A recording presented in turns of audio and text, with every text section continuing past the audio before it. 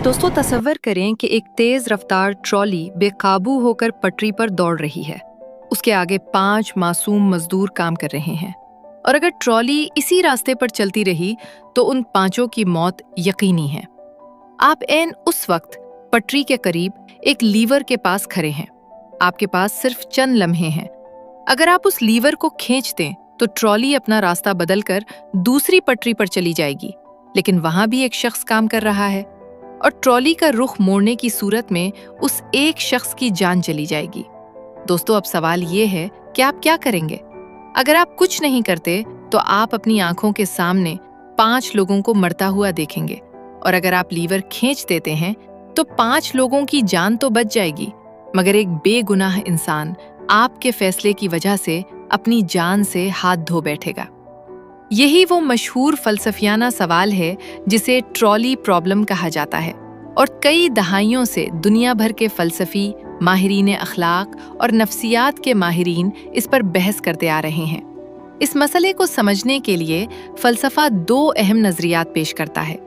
पहला नजरिया यूटिलिटेरियनिज्म यानी अफादियत पसंदी है। इसके मुताबिक वो फैसला अखलाकी तौर पर बेहतर समझा जाता है जिससे ज्यादा से ज्यादा लोगों को फायदा पहुंचे। इस नुक्ता नजर से देखा जाए तो लीवर खींच देना दुरुस्त फैसला होगा, क्योंकि इससे एक जान के बदले 5 जानें बच जाएंगी।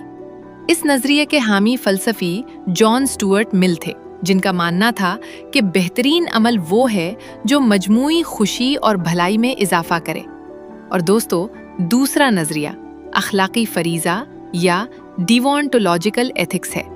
इसके मुताबिक कुछ आमाल अपनी जात में ही गलत होते हैं, चाहे उनके नतायज कितने ही फायदेमंद क्यों ना हो।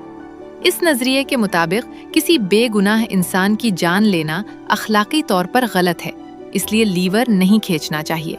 अगरचे 5 लोग अपनी जान से हाथ धो बैठेंगे, लेकिन आपने जानबूझकर किसी बेगुनाह को हलाक नहीं किया होगा।